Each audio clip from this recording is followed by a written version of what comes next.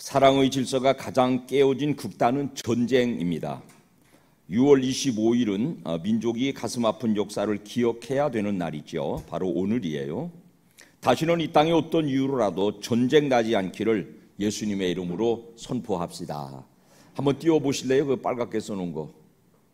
안 올리셨구나. 저를 따라합시다. 평화의 왕 예수님의 권세로 전쟁 없는 나라, 하나님의 평화를 이루는 나라가 될지어다. 처음부터 끝까지 한번 같이 큰 소리로 합시다. 시작. 평화의 왕 예수님의 권세로 전쟁 없는 나라, 하나님의 평화를 이루는 나라가 될지어다. 아멘. 아멘. 한국 순교자 협의회 대표이시고 순교 유적 연구회 회장이신 우리 교회 김원근 목사님이요, 오랜 여러 가지 연구들을 해오셨는데요, 그분의 연구에 따르면 6.25 때 피해를 입은 교회들, 특별히 집단 순교를 낸 교회들마다 전쟁 이후에 큰 부흥을 이루었답니다. 붉은 사상을 가진 사람들이 전쟁에서 패배함으로 전쟁이 끝났고 그들이 포로로 붙들렸어요. 누군가 나서서 그들을 돌보지 않으면 맞아 죽거나 징역살이를 종신형으로 하는 게 맞는 입장이 됐어요. 그들이 남한에 와서 그렇게 했으니까요. 또 지역의 빨치산들이 지역 주민들을 향해서, 목사님들, 장로님들을 향해서 그렇게 했으니까요.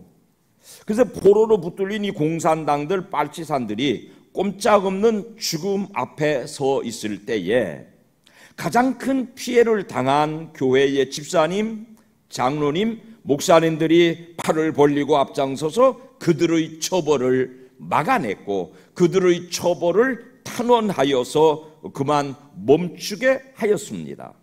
이 용서는 사랑에서 비롯되는 정신작용이지요. 사랑에서 비롯되는 용서가 하나님의 나라를 이루고 있는 대표적인 모습이라고 하겠습니다.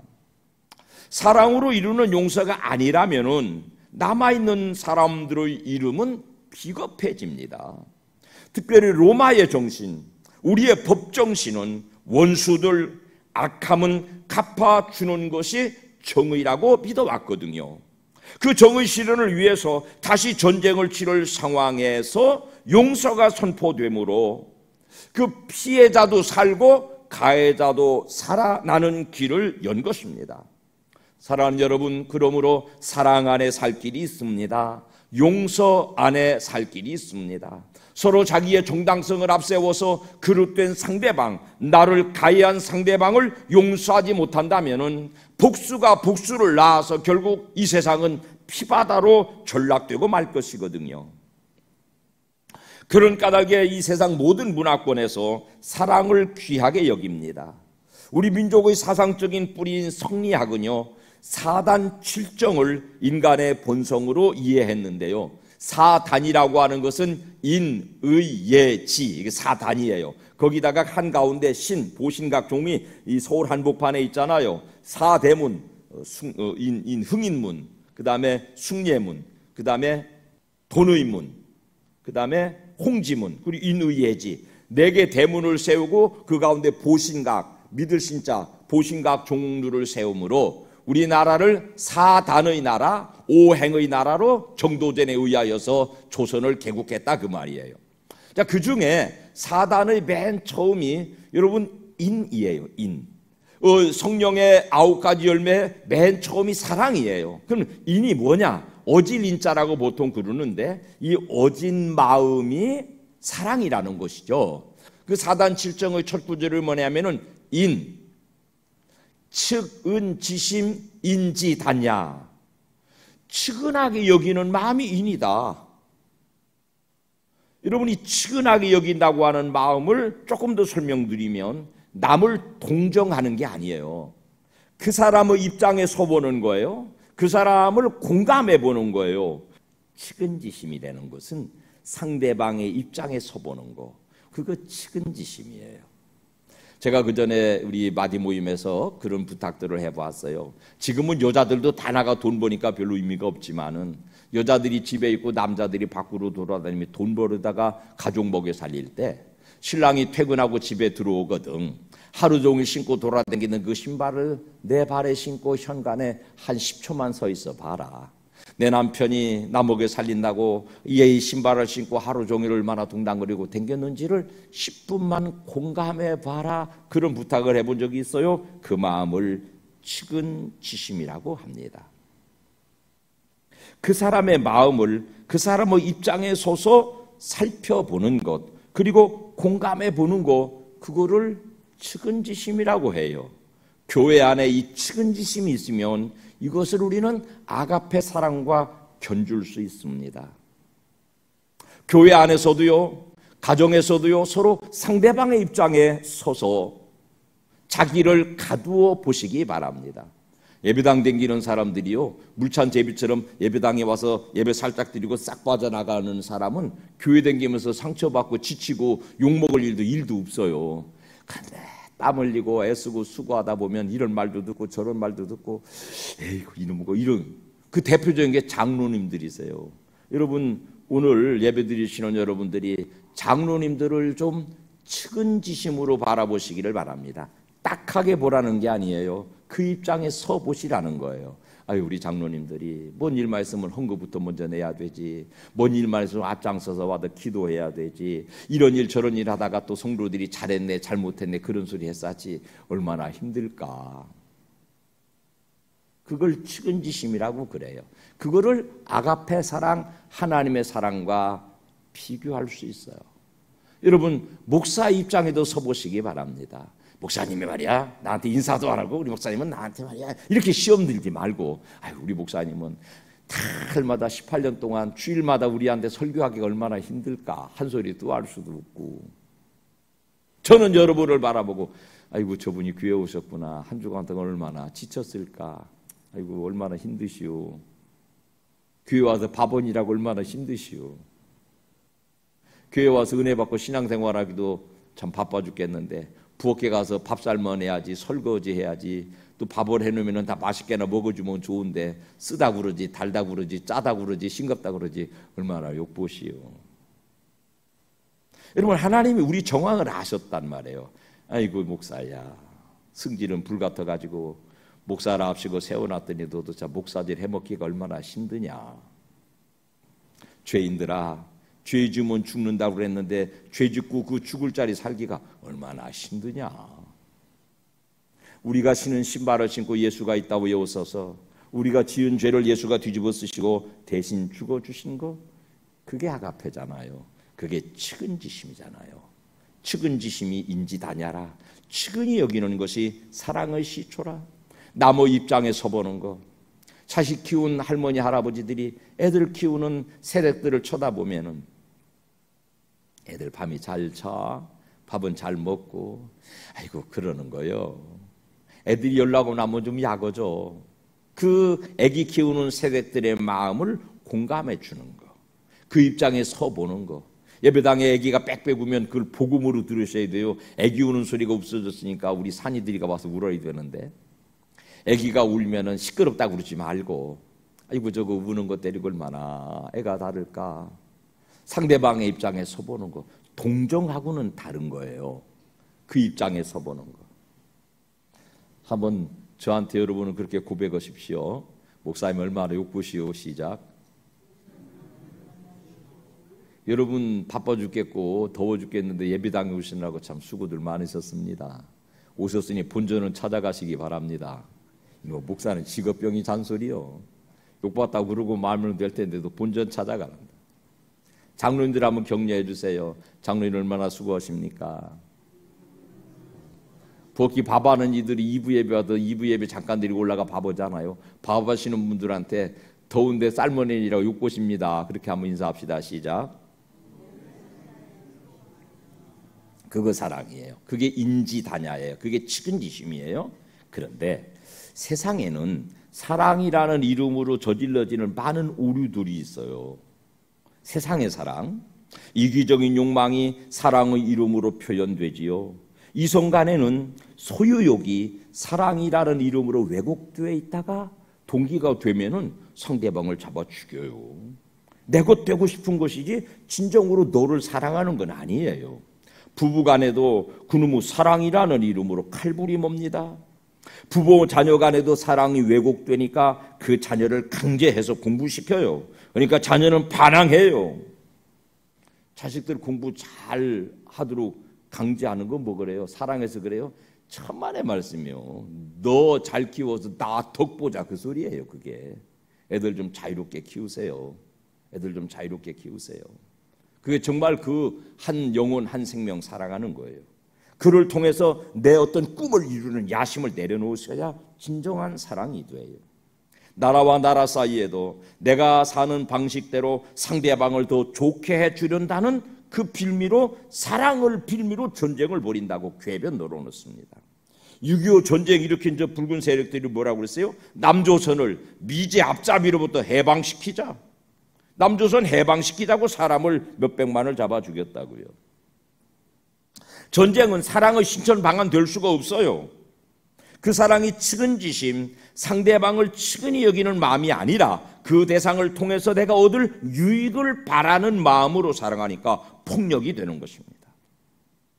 사랑의 이름으로 폭력이 동원됐다면 그건 사랑의 왜곡이에요. 사랑은 언제나 두드려 부신답니까? 사랑은 언제나 시작 오래 참는 거예요. 오래 참. 사랑은 언제나 오래 참습니다. 그 사랑을 위해서 돈을 수단으로 동원하는 것도 바르지 않습니다. 측은히 여기는 마음이라야 진짜 사랑이거든요. 세상에 그런 사랑 있어요? 잘 분석해 보세요. 어떤 대상을 사랑한다. 사람이 됐든지 사물이 됐든지 사연이 됐든지 어떤 사건이 됐든지 그 대상을 사랑한다. 왜요? 잘 조사해 보니까 그걸 통해서 내가 모종의 유익을 얻고자 하는 목적이 숨어 있죠. 열의 아홉이. 그런 사랑을 추적해 보는 시간이에요. 우리나라 최고의 진화론학자 최재천은 이대 석좌 교수라고 지금은 은퇴했지요. 생물의 존재 방식을 이렇게 표현했어요. 맨 낮은 단계의 생물의 존재 방식은 포식이다. 내가 너를 잡아먹는 것이다. 사마귀가 뭐 귀뚜라미를 잡아먹고 사자가 양을 잡아먹고 그런 거예요. 두 번째는 기생하는 거예요. 남에게 빌부터 사는 거. 세 번째는 공존하는 거예요. 더불어 사는 거. 네 번째, 가장 생물의 존재 방식 중에서 차원 높은 게 공생이랍니다. 너도 살고 나도 사는 거래요.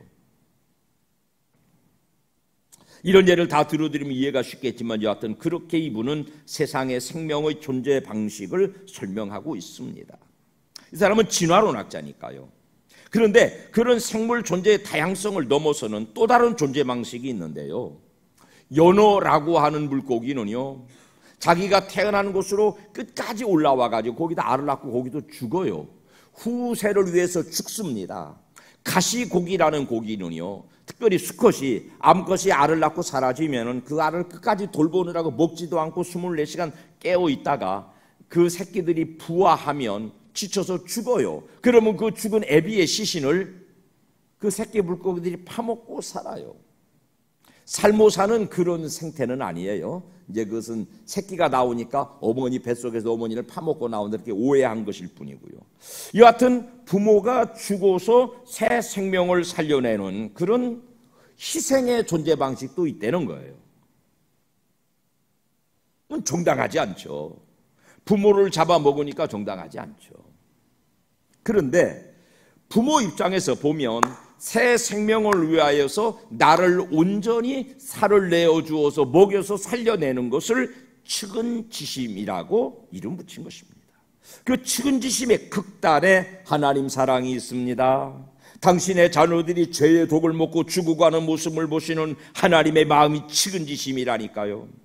그래서 당신의 몸을 새 생명의 양식으로 세상에 주고 계신 것, 그게 지난주일에 강조해 말씀드린 십자가 사랑이에요. 우리처럼 사랑스러운 대상만을 향한 게 아니에요. 그 사랑을 통해서 내가 너로부터 얻을 모종의 유익 있는 대상을 향한 것이 아니에요. 교만의 죄로 에덴을 떠난 아담과 하와도요, 사랑의 대상에서 제외하지 않으셨어요. 단순히 가족 옷을 지어 입히셨을 뿐 아니라 또 다른 자녀를 주셔서 생육과 번성의 인간 생명의 근본의 복을 이어가고 계십니다. 낳아놓으신 자녀들이 둘이 치고받고 싸우다가 하나가 죽자 새로운 하나 아들을 낳아서 보충시켜 주셨습니다. 역사가 훨씬 많이 흐른 후에 애굽에서 나와서 광야길을 걷는 이스라엘에게 먹을 것도 주시고 입을 것도 주시고 기도를 들어주셨습니다. 그래도 하나님을 떠나는 백성들을 끝까지 찾아갔습니다. 마침내 이 불결한 땅에까지 찾아오셨습니다. 배척하는 당신의 백성들 사이에서도 그 사랑을 포기하지 않으십니다. 사랑은 하나님의 결정체, 하나님의 본질이 옳습니다. 하나님은 사랑이 많은 분이 아니시고요, 하나님은 사랑이신 분이거든요. 그래서 당신의 몸을 사랑으로 갈갈이 찢어서 우리에게 나누어 먹이시는 측은지심의 발로가 하나님 사랑이 옳습니다. 사랑은 세상의 여러 종류로 혼재합니다. 그 중에 성령의 열매로서의 사랑은 삶의 위기에 설 때마다 성령님의 인도를 받고 성령님의 감동을 따라 행하기를 반복할 때 우리에게 맺어지는 열매들이에요. 부활하신 주님이 하늘로 올라가신 후에 약속대로 성령이 오셨어요. 우리는 6월 한 달 성령에 관한 말씀을 들었다고요. 성령은요, 우리가 굳이 어디로 찾아가서 만나는 분이 아니고요, 우리에게 찾아오시는 분이에요. 에스겔서 37장 말씀해 보니까 사방에 가득한 생기야 뼈들에게로 불어 들어가라. 사방에 가득 차 계신 성령님이세요. 지금 여기에 우리 곁에 와 계신 분이십니다. 그러므로 성령님은 찾아가서 만나는 분이 아니라 우리의 삶의 자리에서, 가정에서, 교회 생활에서, 각종의 인간관계 속에서 느끼고 체험하는 것입니다. 그 체험이 감정적이고 이기적이고 세상적인 사랑이 아니라면 반드시 열매가 나타나는 것입니다. 그 첫 번째가 이제 다시 설명드리는 측은지심. 사람의 형편과 처지를 딱하게 여기는 측은지심. 딱하게 여긴다는 말은 미쁘게 여긴다는 말로도 번역이 되고요, 더 쉬운 요즘 말로 번역을 하면은 우리 최영진 장로님이 아침에 제게 아주 현대말로 번역한 성경을 하나 갖다 주셨는데, 요즘 말로 아주 새롭게 번역한다면은 너와 공감하는 마음, 그런 뜻이에요. 소통하는 마음이라는 뜻이죠. 동정심이 아니라고요. 그 입장에 서보고 그 애로를 느껴보는 것. 예수님 당시의 기준으로 다시 설명 들어보면은 경제적인 약자, 가난한 사람, 치료받지 못하는 병자, 남편 잃고 혼자 사는 여자, 부모 없이 홀로 사는 어린 것들, 강도 만난 사람을 외면한 종교 지도자들은요, 율법은 알았지만 성령 받지 못한 사람들이니까 자기 위치에서만 세상을 보죠. 강도 만난 사람들이 죽어가는 시체, 지난주일에 유대인들은 시체에 피 흘린 거를 부정하게 여긴다고 설명드렸죠. 길 가다 보니까 피 흘려 죽어가는 것이 있네? 공감이 안 되는 거예요. 측은지심이 발동이 안 되는 거예요. 내 입장에서 보는 거예요. 나는 지금 누구냐? 제사장이다. 나는 지금 어디 가느냐? 성전에 올라간다. 내 기준에서 보면은 저 부정한 것을 접촉하면은 안 된다. 내 종교적 기준을 가지고 그 측은지심이 발동되어야 되는 현장과 공감하지 못하고 그냥 지나갔더라, 그 말이에요. 이런 사람은 성령께서 주시는 사랑의 열매가 없는 사람이겠지요. 사마리아 사람은요, 그 위기 앞에서 잠깐 망설였지만은 측은지심이 발동해서 저렇게 두면 죽고 말 텐데 얼마나 아플까, 얼마나 외로울까, 극단의 고통에 시달리는군. 그래서 자기 전 존재를 들여서 그 사람의 아픈 자리를 공감해 준 것, 이게 성령의 충만함을 받은 사람의 인격적 성숙으로 맺는 사랑의 열매입니다. 같이 사는 가족들로부터 시작해서 오늘 서두에 말씀드린 것처럼 교회를 섬기는 장로님들의 수고, 주의 종들의 수고, 이름도 없이 빛도 없이 청소하고 밥 짓고 찬양하고 남들이 쉬는 사이에 와서 열심히 준비하는, 애쓰는 수많은 사람들의 삶의 수고를 측은지심으로 바라보는 영안이 열리시기를 주님 이름으로 축원합니다. 그래야 주님이 임재하시는 교회를 이룰 수 있습니다. 측은지심을 가지고 살아가셔야 돼요. 남의 입장을 공감하는. 살펴보면은요, 진짜 나쁜 사람은 없어요. 남들이 측은지심을 가지고 나와 공감해 주지 않으니까 사람이 그때 망가지는 거예요. 망가졌다고 여겨지는 사람, 삐뚤어졌다고 여겨지는 사람을요, 가만히 다정한 눈으로 들여다보시는 것, 공감만 해주셔도 그거의 사랑의 능력이 나타나서 질서가 무너지지 않고 인격이 파괴되지 않고 건강성을 회복할 수 있습니다. 그래서 예수님이 너희들 어떻게 사냐? 죄 짓고 다 지옥 가게 생겼는데 큰일 났다 얘들아. 그 자리를 당신이 직접 몸을 가지고 오셔서 우리와 눈 맞추시고, 이 목사야 죄 짓고 살다가 어쩌려고 그러냐, 너 이렇게 된다, 너 이 꼴 된다, 그거를 보여주시려 우리의 죄의 자리를 공감하러 이 땅에 오신 줄로 믿습니다. 두 번째, 사랑의 열매는 겸손으로 나타났군요. 종교 지도자들은 많이 기도하는 사람들인데 그 기도가 자기 정당성, 자기 교만을 이루어서 성령님 구하실 수 없는 지경 된 거 아닐까요? 자기 속에 자기가 가득 차서. 바리새인들은요, 그들의 그런 종교적 교만을 예수님께 엄하게 책망받습니다. 그 반면에 자신을 죄인으로 정하고 하나님의 측은히 여기심을 바라는 세리나 창기나 이런 사회적으로 기준에 못 미쳐서 버려진 사람들은요, 오히려 주님이 받아들이셨고 그들의 그 간절한 원한에 사무친 기도를 들으셨어요. 자기의 정당성을 성취하려던 가룟 유다는 절망으로 목숨을 버렸습니다. 자기 자리에 서서 십자가의 주님을 바라보던 베드로는요, 다구는 소리에 회개하고 성령의 사람으로 거듭났습니다. 사랑은 성령 받은 결과로 나타나는 열매 옳습니다. 잇따라 이어지는 희락과 화평과 인내와 양선과 충성과 온유의 절제 열매들을 맺게 하는 맨 처음 열매가 사랑의 열매 옳습니다. 그 열매는 따뜻한 온기가 있고 뜨거운 열정이 있고 미래를 바라보는 푸른 희망이 있는 가장 가치 있는 인생의 열매입니다. 6.25 전쟁 피해자들이 실천한 용서는 바로 이 성령께서 주시는 사랑에서 솟아난 것들이었죠. 만약에 그게 아니었다면은 나머지 유가족들은 비겁해지잖아요. 부모 죽인 원수를 어떻게 그냥 두 눈 뜨고 보냐 이 말이에요. 비겁한 사람이잖아요. 원수를 사랑하라고 하는 예수의 가르침이 로마 사회에 퍼졌을 때 로마의 철학자들은, 로마의 용감한 군인들은, 장군들은 세상에 그런 비겁한 무리들이 있는가? 이 원수는 갚아 주어야지 어떻게 원수와 더불어 살란 말인가?